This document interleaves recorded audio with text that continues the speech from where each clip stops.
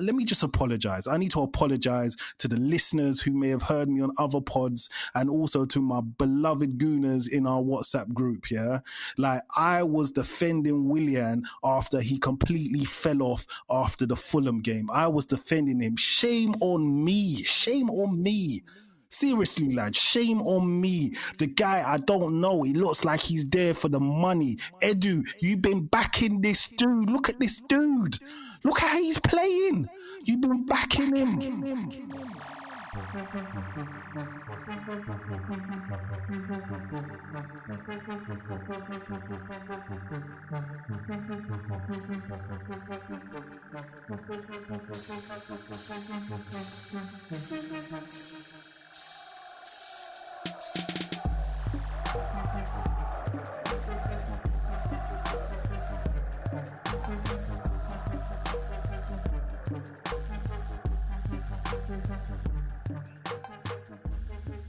It's another one.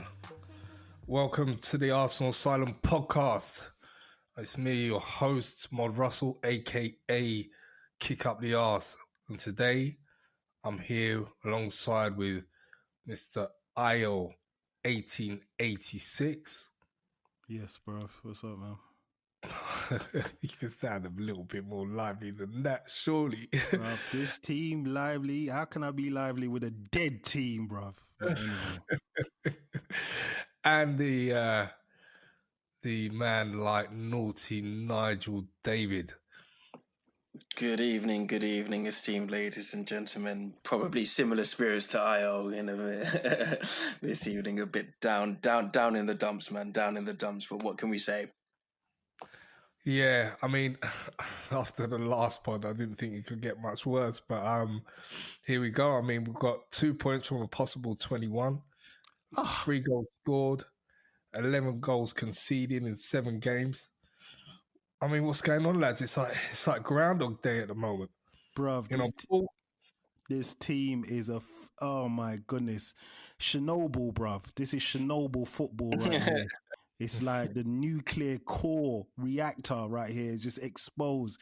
This team is so dead. I am livid right now, bro. I cannot even open up WhatsApp. I cannot step into that digital domain, bro. Every group, people are atting me left, right, and center because of this garbage. My 8-year-old son, bruv. Like, how can I convince him that Arsenal Football Club is a viable part of his precious childhood when we are seeing this garbage? I'm here pleading with him to stick by these jokers. I hear you, man. Well, listen, before we talk about the Everton game, the loss to Everton today, and I just wanted to get your thoughts. You know, what was your thoughts on the draw with Southampton, Niall? I mean, you know, you got to be thankful for a point these days, haven't you? So I can't. That's it. I can't even be too angry, bro. You got to be thankful for a point. I mean, Theo Walcott, behave yourself. Like, won 3 FA Cups with us, yeah? From a little boy, you left a man, yeah?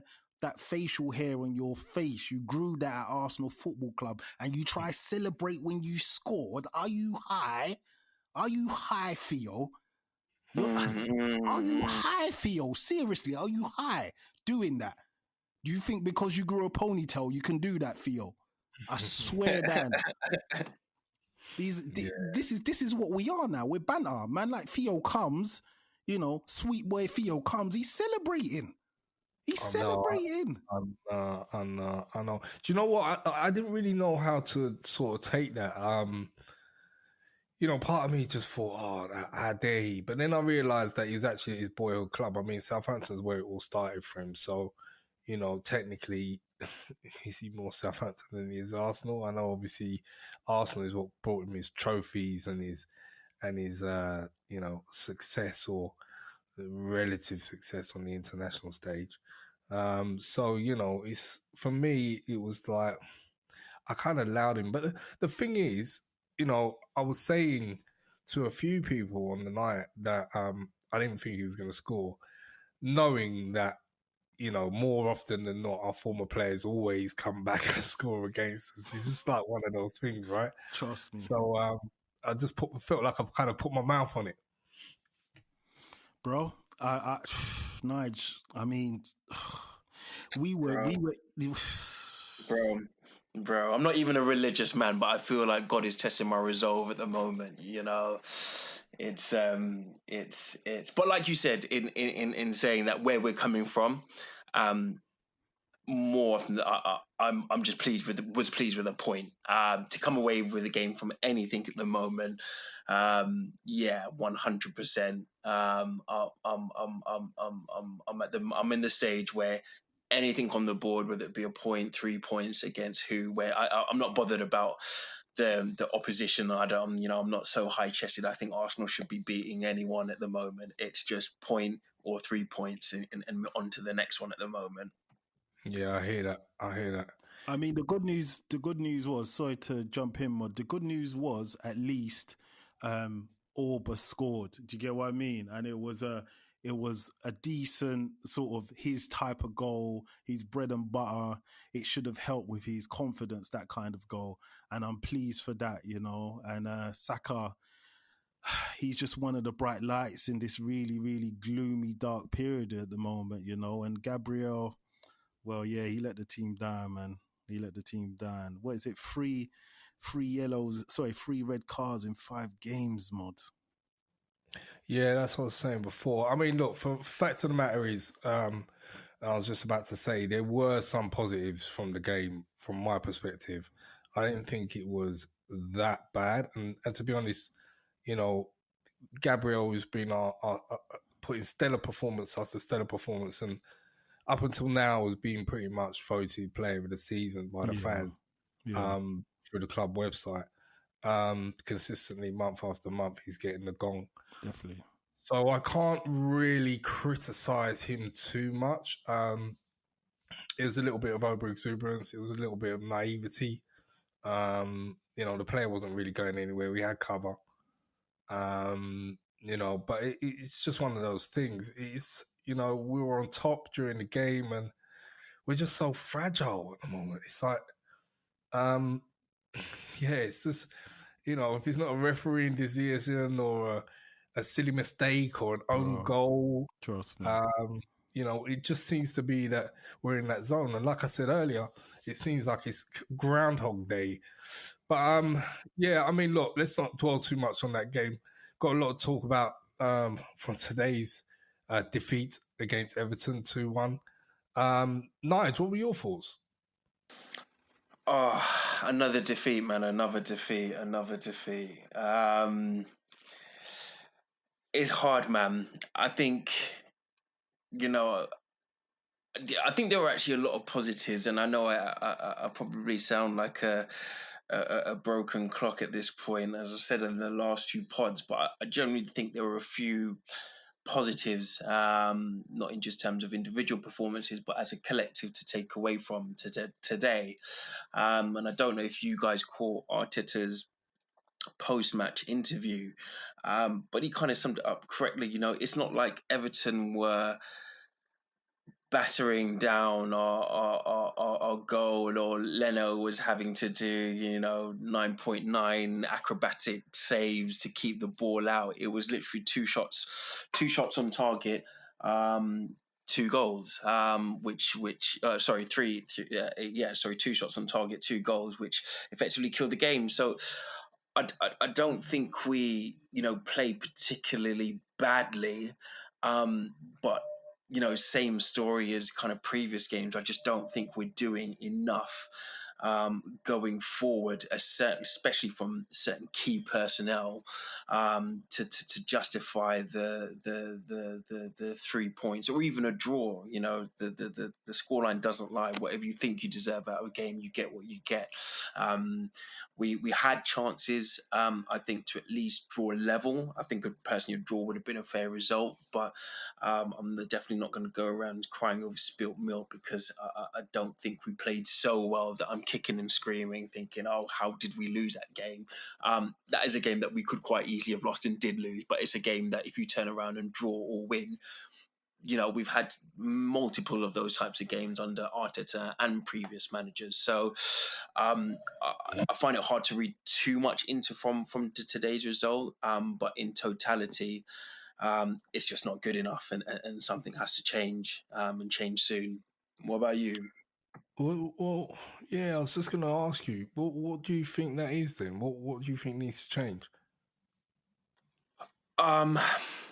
If I'm totally honest, the way I'm looking at it, we're not really going to see change in terms of consistency and performance from the team until we get some certain personnel out of there. You can only fit a square peg in a round hole. It only fits so well, and I think that's what a lot of what Arteta is having to do, and I think the board knows that. So, you've on my personal view is, look, as long as Arteta doesn't get relegated, or there's no threat and danger of us, being where we are come March, end of February, March time, I think you kind of just got to ride this out and hope for him to extract the best performances out of the guys that he has, and give him, the January and summer window to really stamp his authority on the team. Because, mate, one thing I categorically do believe,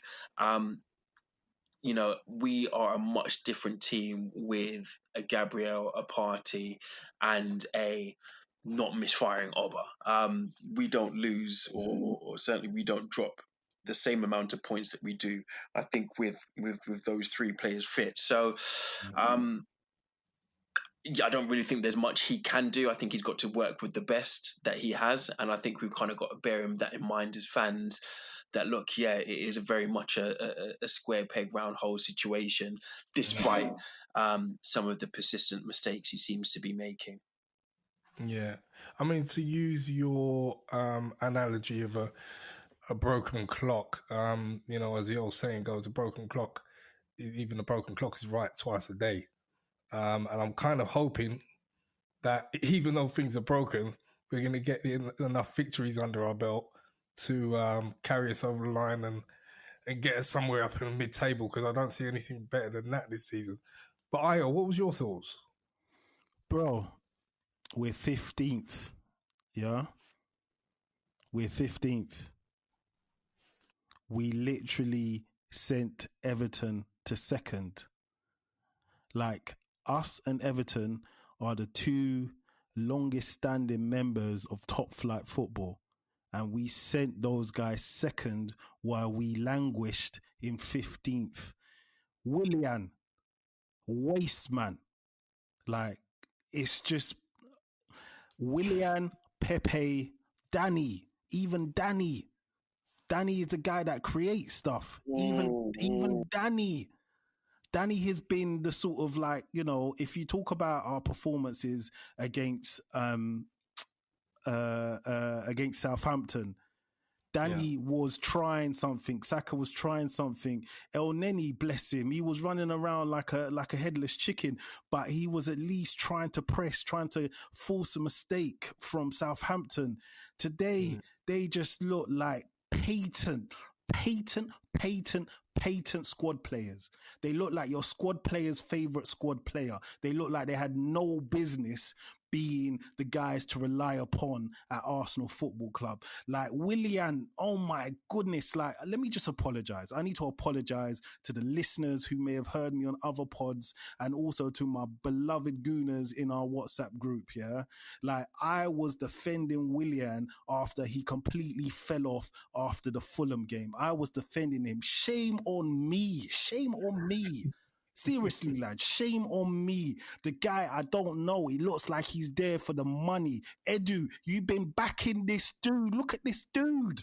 Look how he's playing. You've been backing him. In the media, you've been backing him like he's a big dude. I'm all thinking Chelsea, Willian, yes, this is what we need. He's going to help put Pepe through. And what are we seeing here with Willian? What is this? Lads, do you know what is this? I've just got to say, regarding the Edu Willian quotes this week, I didn't really see it as straight backing because, to be honest with you, he was very clear that his performances haven't been up to par. Where he did say he's backing him, is he said he's backing him to improve and get up to the standard of the player that we all thought that he was. In fairness, second half I thought he actually improved and got on the ball quite a bit more today. And it's probably one of his better second half performances, but still it's nowhere near good enough. But I could single out other players before him, and what sort of irked me today, not only another former player in Iwobi getting an assist for the first goal, but also what irked me was, after we've come back in it, we lose that second goal, and then it's like we were toothless up until the sort of 89th minute. Bro. It's too late now, lads. It's too late.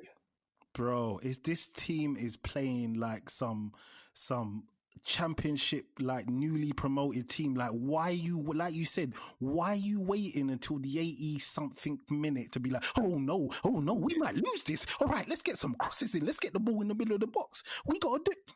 Like, these guys are not good enough. Guys, I'm sorry. We get wooed by the Europa League form, and then like Nige and others have said on previous poddies, it's a different ball game with those teams. They give you time on the ball. They're not very good technically. They're all there happy to be there. They're happy to play the Arsenal of their childhood memories. They're happy. Yeah.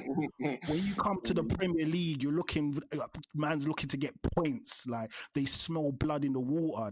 Arsenal are like a wounded animal right now, and every team is coming to us saying, "Yeah, I'm gonna take at least a point off you lot. I'm gonna take something off you." Let's have it right. They're looking for all three of them. They're looking for all three. The funny thing is, like, in the last 10 games against Everton, like, we won 6, drawn 1, and lost 3. And traditionally, we don't lose to them often. Nah, we don't. We don't. But we lost to Burnley as well last weekend. And it's just like, now the teams are getting lesser and lesser and lesser. And let's have it right. I mean, the Everton team today, they didn't play particularly well, in my opinion. Not at all. Yeah, you know what I'm saying, Nigel? And on top of that, they had no, James Rodriguez wasn't playing, Andre Gomez wasn't playing, Alan wasn't playing. Exactly. And with those 3 players, they're a different animal. Okay, fair enough. We could possibly say, well, that goes for us too. Oba wasn't playing, and Laka was on the bench, and blah blah blah. But at the moment, the one saving grace was seeing Martinelli come on. Bro, trust me. And the fact there wasn't any red card. Yeah. We had 11 men at the 90 odd minute blowing. We had 11 men on the pitch. Praise God. We almost didn't.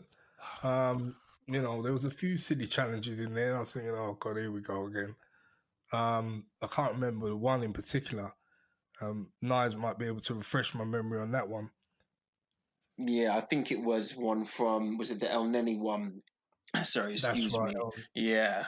I think it was a good piece. Well, he needed to come off. El Neni was, oh my goodness. And I think, just picking up on what Io said on Willian, I generally find him rip my hair out frustrating. I think I mentioned in our WhatsApp group that we have when we're just discussing the game, there'll be so many, and this isn't to sing, I'm not making this all about Willian. Willian will receive a ball where, if he wanted to, he could at least try to take someone on, if he wanted to.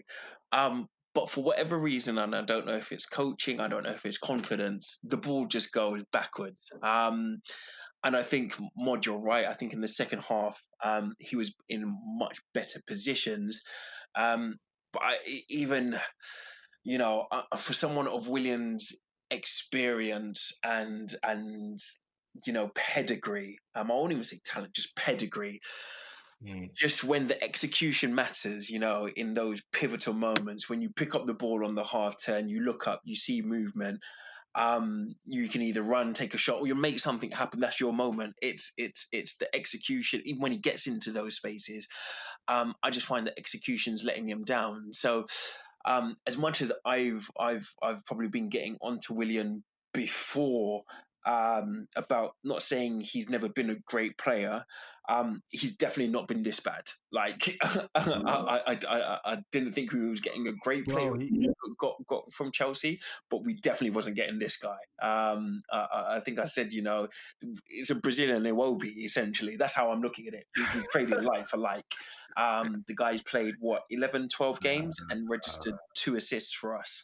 I mean, look, yeah, that's the kind of form the gentleman who got an assist against us was on today. So I don't know what the answer is there. I don't know how much time you give him, but my patience is wearing seriously thin, especially when you consider he's on 220 grand a week and got a very handsome signing on bonus just to make matters worse.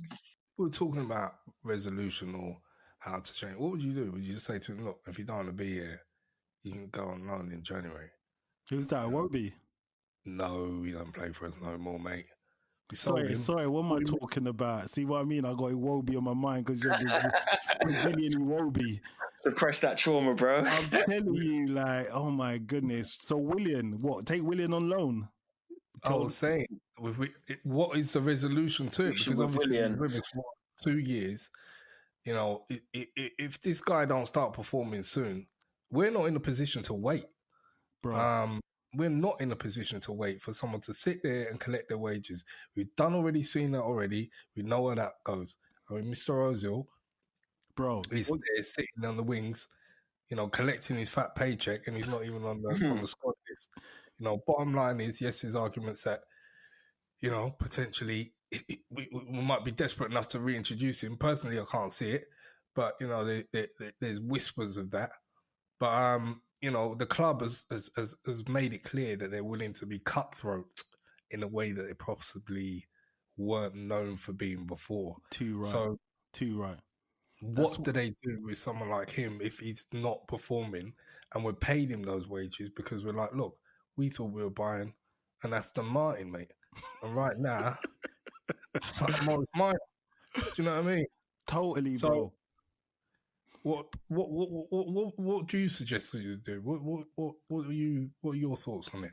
Well, me personally, I would fly in his mum or his dad if his nan is still around. Fly her in. It's an intervention, man. They need to sit him down. They need to go Willian. Has he even got a first name? Anyway, they need to go Willian. Listen, get a haircut, yeah. Like all of this, you look like, be like what you want to be, look it. That's what I was always told, project the image you want to be, get a haircut, get a shape up, look sharp, act as if, look the business and get because right now he literally looks how he plays, and William, bless him, that's his look, that's how he's always looked. But bro, you need to change it up right now because it's not working for you, and this is Arsenal Football Club. Yeah, you can't hide behind certain players like you may have done at Chelsea. We got you to step up. We're expecting you to put Pepe through. Yeah, and look at Pepe. Like Pepe is looking lost in the wind. Like he's blowing in the wind right there, Pepe. Yes, Europa, he's looking decent, but in the Premier League, he is without guidance. There's so many senior players not leading at this club. So many senior players are anonymous at this club, and when the going gets tough, the tough gets going, and I don't see that, Mod. No, you're right. I mean, we're clearly relying on the youth. I mean, again, for me, Saka had one of the better games, and Tierney were tearing up that left hand side. And there was a while I actually thought that the Maitland-Niles Pepe combo was looking good, but then Pepe just started to do some wildness, and that shot, man. I mean, like, whoa. Like, really?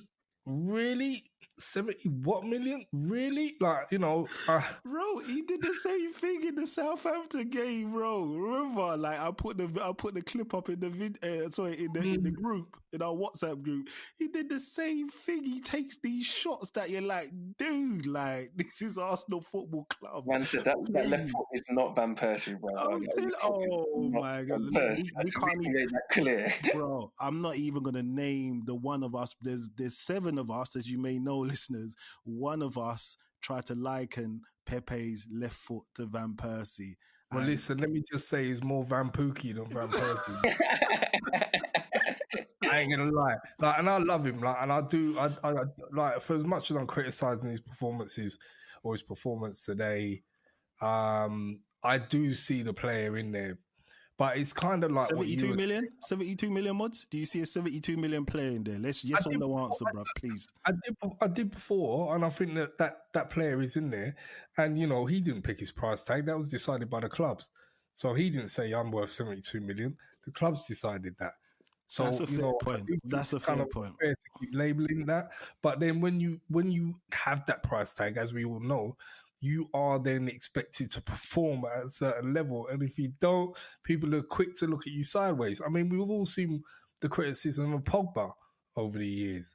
Bottom line is, we know that Pogba rather can perform at the highest stage, and he's done it. He's won everything in football. Pepe. Still a lot to be desired, despite his tremendous stats in Ligue 1. So I'm still erring on the side of patience with him, although my patience is beginning to wear thin, because it's not right. It's not fair on the kids.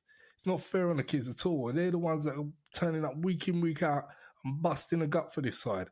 And the senior players, as you rightly said, Io, are not turning up. Yeah, Nice. What were you going to say? I think, the Pepe one's tricky. Again, when you look at it in totality, Pepe statistically is our most prominent attacker, which again doesn't say much given our growth rate this season. But so I don't want to be too. You don't want to lay the whip at someone who's essentially been your most productive player this season. However, there was a point in the moment where I think Jamie Carragher said it best. There are moments in the game where the ball will be whipped out to Pepe and he'll be isolated 1-on-1, and you're kind of just waiting. You're just waiting for that. Show me that 72 million pound moment. And yeah, you try and dissociate the money from the player, but we're human, and it's always, the price tag is always going to come with an expectation. And I think we're all just kind of waiting for, I won't even say a moment, because Pepe has definitely had moments. But 72 million, you don't spend 72 million for moments. I certainly don't anyway. So I think it needs to go from having those moments to, all right, he's had a good game here, or he's had even a brilliant half. I can't recall too many, I'll go and say any games where I've thought, yeah, Pepe's absolutely given a masterclass. Yeah, like that. His opposite number fullback, doesn't even want to come out second half. Like, yeah, sub off, rope. Like, I haven't had that moment from final Pepe. whistle. Final whistle. The opposing fullback is trying to get man's jersey. One of them ones. One of yeah. One of those ones. Like a little respect. Like, you got me. But I will say, I do think he's capable, and he's shown glimpses. Like, he we've all seen his moments when he's ducking up man and showing great dribbling ability, but that needs to come consistently, and it needs to come with end product. It's we can't be having these rosette shots that he seemed to be taking today. And however, I was in saying that, in that same breath, he has been, like I said, our most productive attacker, and I definitely wouldn't put him in the same breath as the previous Brazilian gentleman, who I don't even want to talk about or name anymore. I think I've banished him from my lips till he gets a goal or an assist. Yeah, I hear you. I hear you. Well, it's funny. So, as you're saying about Pepe in those moments where, you just see him as being this wonderful player who's literally, sat players down on their backside and had these, man of the match stellar performances. I wouldn't say I've seen too many this season, apart from the aforementioned Europa games against the minnows and the pub teams. But last season, I would say that we did see a few of those moments, and I remember, in particular, Man United game where he had Luke Shaw on his backside, and some of the games in Europe, I think, where he's scored a break. Vitesse Arnhem, I was at that game, the 2 free kicks, magical. Yeah, That's when I fell in love yeah. with him. I'm going to be real, lads. I fell in love with him. I am no longer in love with him. 50 million January, I'll do that deal. I'm sorry. wow. I'll be Real? 100. Yes, for real. 50 mil, cut the losses, I'll do that deal. Ah, I'm Ayo, sorry. that hurts, Yeah, that's man. a bit premature for me, man. Well, I know. And that's how, that's how it has to be with Pepe. I mean, let me just ask you this before we go on to the next point. Did you ever fear that he was going to miss that penalty today? Because I didn't. I didn't. I just thought, yeah, he's going to bang this in. That's what he does. He's a dead ball specialist. But have you lost that much faith in him, or? You know what the irony is, yeah? The irony is when he was about to step up to take the penalty, my little girl slipped off the sofa, something mad happened, and the Wi-Fi went off, and I was watching it on the old PS4. So I actually missed when he was going to take the penalty. I saw the result of the penalty in the group. So for about 30 seconds, a minute, I didn't see the penalty. So that must have been divine intervention, because up until that point, I was just preparing for the worst. But I'm pleased for him, he got the penalty. I'm pleased for Shea, he's number one Team Pepe global ambassador for Pepe.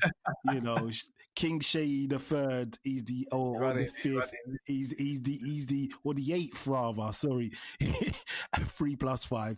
He is Pepe's number one fan, and you know what? He got the penalty, and hands up for that. But aside from that, let's just talk about what he didn't do right. Jerry Mina, yeah, like what happened there? He was marking him, and I know what you guys might say. Oh yeah, but it was a mismatch. He shouldn't be marking him. But the fact of the matter is, these guys go training. These guys spend hours in training, and they know set pieces are gonna happen, and they know they have to defend an opposition player. And Jerry Mina just, he was easy work for Jerry Mina and Louise as well. Why you allowed that situation to happen? You're there looking like a little numpty as well, and obviously Jerry Mina, everybody knows, like, he's a gunman with the headers, and then it's like no points for us. Yeah, but you know what? Like, I did observe that. My take on that goal was, I believe that the keeper and the defenders were primarily at fault, not necessarily him. And I know he didn't have his man, and I know it's a mismatch, but the keeper and the defenders should know that, right? And it's their job to marshal the defense, starting with Leno. But Leno had his head up his backside still from the save. The guy was smirking to himself and nodding and all of that, instead of like marshalling the defense. You know what I'm saying? Yeah, I hear you. And as much as, all right, Martinez is gone now, but as we said, I'm telling you now, Martinez would have still be screaming at the defenders. He wouldn't have had that. 100%. And I don't even want to turn this into because like you said, he's gone. But as time goes on, the more I realised that was the wrong decision to keep. I get there was we've just signed Leno, 5-year deal or however long we've signed him for. It was probably it would have been a nightmare to try and get rid of Leno to keep Martinez. It was a business deal, mate. All day long, Nige. Business. But yeah, it was, the more, in even looking at Martinez for Villa in the few games that I've watched him, there's just a commanding presence that he has about his 6 yard area, that area that I just missed, that you just don't get with Leno. Not to say Leno's been bad or against Leno, but yeah, I'm with Leno's you. been okay, bro. Let's keep it 100. Leno has been okay. He's done some very, very, very great saves. But in terms of a 100% comprehensive cast iron keeper, let's keep it 100. Leno has not been that guy. And you don't get 15th. You don't end up 15th with a world class keeper. I'm sorry. So Leno burned, bruv, sort yourself out, because like Mod said, you are not commanding that area. You do not look like that dude. You just look like a reactive dude, like you're waiting for stuff to happen. You need to be proactive, Burnt. Like, you need to be proactive. You need to tell David Luiz to wake up. David Luiz just looking like he's trying to get Mikel sacked. That's all I saw from David Luiz. Like, I'll be honest, lads. I saw him play. Yeah, okay, he did a few good challenges, but he was looking like, yeah, man, look, this guy, He yeah, didn't man. even look like he was playing until the last few minutes. That's when I saw the most. You know, these are senior players, decorated players that came to our football club. Like Chelsea, I'm starting to think them Chelsea management are smart dudes, you know.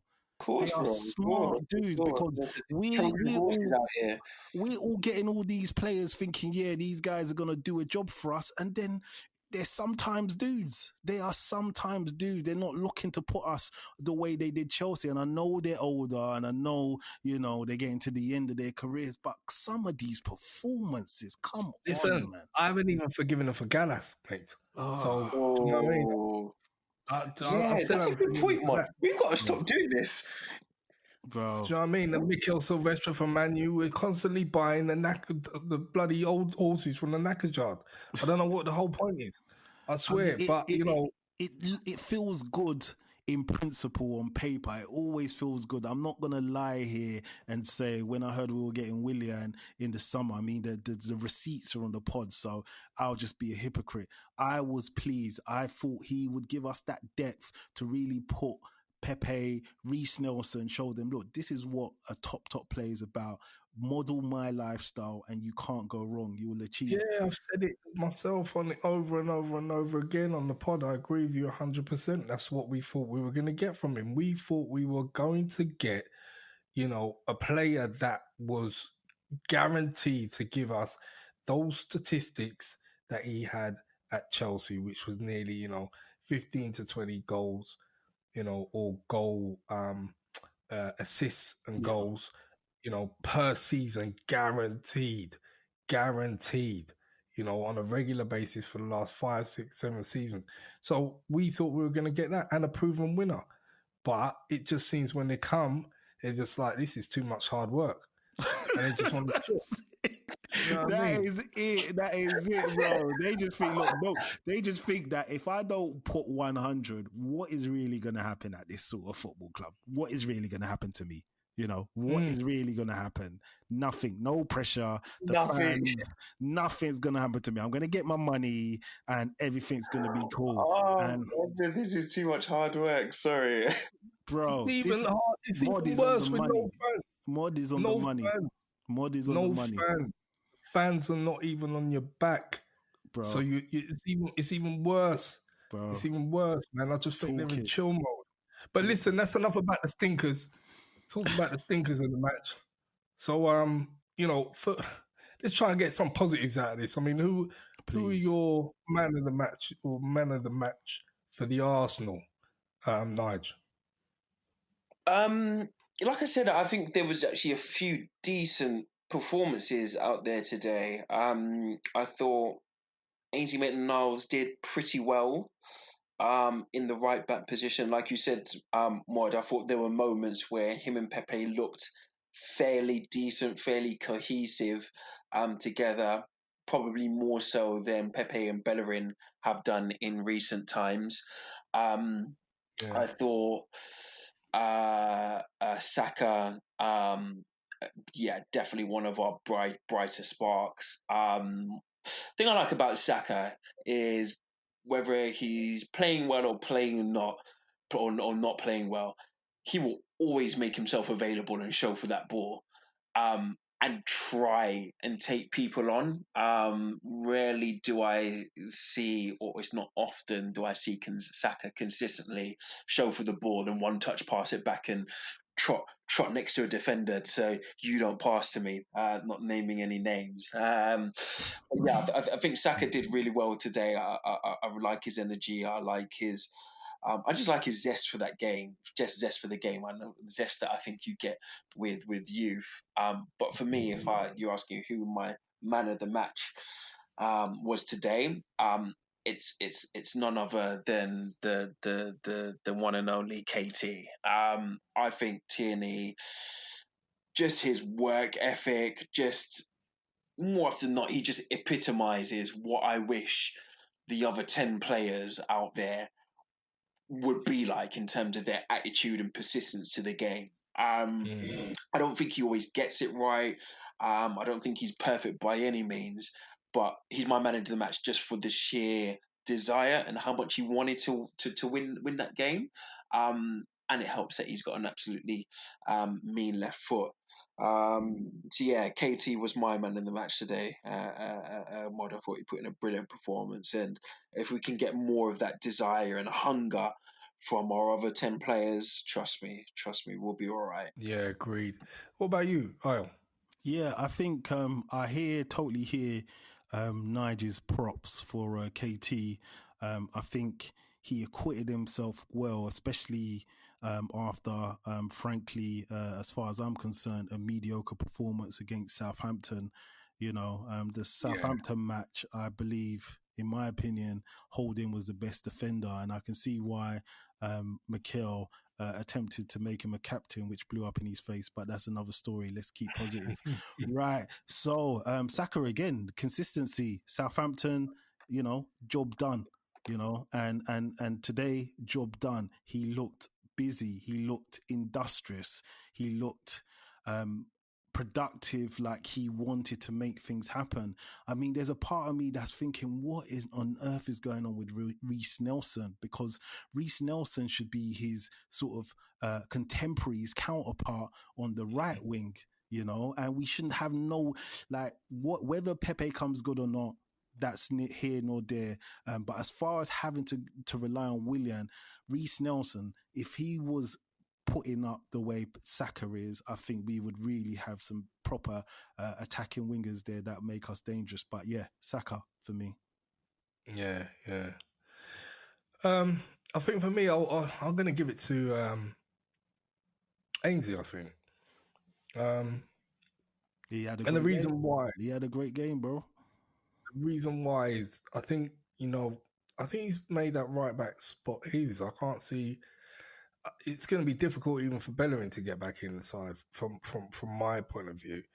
I just thought there was like moments where he had Richarlison in his pocket where, it was finding it very hard to get around him. Trust me. Even when he thought he left him behind, Ainsley just turned up in front of him. Do you know what I mean? It's like, stole the ball off him a few times neatly. And then, he won the penalty. So, and, that penalty was basically out of nowhere, really. It was just due to his persistence, perseverance, and anticipating the ball bouncing out and just putting his body in front of the defender at the right time. So he basically won that penalty for us. So, yeah, I mean, I'm going to give it to him. KT, obviously, we know week in, week out. So, yeah, definitely Ainsley for me.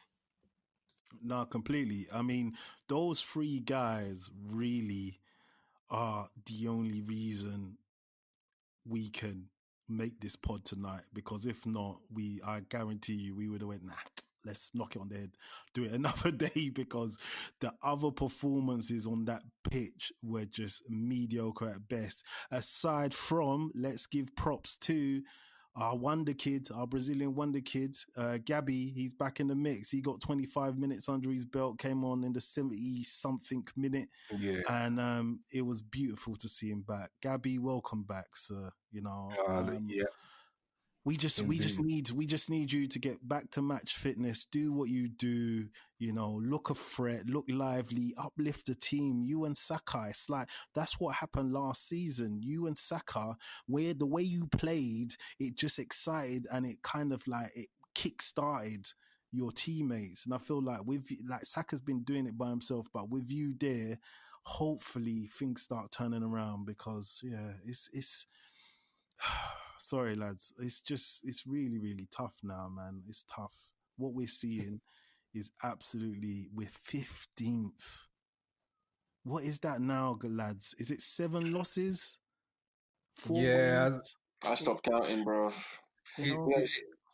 I just stopped counting. I was just gonna say it's really sad when you going into WhatsApp groups after the game, and I don't even get banter anymore. Like my friends from other clubs are generally worried for my welfare and checking on me after the scores to make sure I'm all right. That's how far Arsenal's driven me to, Rob. Bruv, I'm about my clear chat-itis. I just clear chat straight away. Any other group apart from our Asylum group that's football-related, clear chat. I don't even read anything. I don't need that in my life right now, So I just clear chat. Listeners, I suggest you just clear chat, man. Like, hold yourself dear. Like, don't let these guys do this to you because they're not worth it, man. They're not worth it. Yeah, so I must say this podcast has been rather therapeutic. It's been good to share with you guys. Share the pain, share the load. We've got 2 massive games coming up in the week. The forthcoming week, we've got Man City in the Cup. God knows how that's going to go in the whole Haribo Cup. And then we have none other than the Blues, the South West London Blues of Chelsea. And knowing our luck, Mr. Giroud will come and score. Yeah, knowing our luck, but at the end of the day, Mod, this is where we're at a fork in the road, brother. We are at a fork in the road, and this is where Arsenal Football Club decides if it's a big club. Arsenal has to decide with a game like this after the atrocious run we've had. It has to decide what it's going to do. And if we don't get the 3 points here, I'm afraid we might really be in uncharted waters in terms of no way back for us. I know that sounds like hyperbole, but I'm serious. Like, we cannot afford to lose this Chelsea game. It's one of the biggest games I can remember, to be honest, because it can't get any worse. Sorry, you were going to say? I was just saying it can't get any worse, bro. It can't. We need these 3 points, man. And I would bench Willian, standard. I would bench David Luiz, standard. I just can't trust those guys. Like, literally, I cannot trust them now. It's literally looking around like, who can you trust? That's how it feels in my club right now. Who could I run to, bro? I hear you. Nice. Just a quick piece on this before we sign out. Quick one. Don't be surprised if we get a result against the City, just because I can maybe see them having one eye off the cup and us just needing it more than they do. But I'm with Ayo. I think we need to see a reaction. But I don't think we're going to get one against Chelsea. If you offered me a point right now against Chelsea, I'd bite your hand off for it. Look at that. Yeah. I'm sort of in agreement. I'm just at the stage now. I just don't want any more losses. I don't want to take any more L's to the dome. So yeah. All right, cool. So we move on. Well, on that note, it started from a WhatsApp group and now we're here. You've been listening to the Arsenal Asylum podcast. Please don't forget to like, share and subscribe to the Arsenal Asylum. We're on the YouTube. We're on all the major podcast platforms. And don't forget to follow us on Arsenal Asylum at Arsenal Asylum. Don't forget to follow us at Arsenal Asylum Podcast on Instagram. We would love to hear from you guys.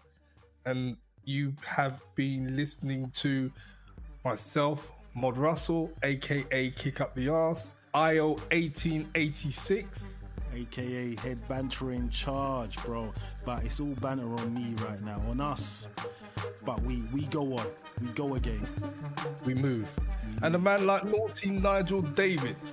Oi, it can't get much worse. It can't get much worse. Keep your heads up out there. Yeah, as Tupac said, keep your head up. All right. We out. Peace. Peace.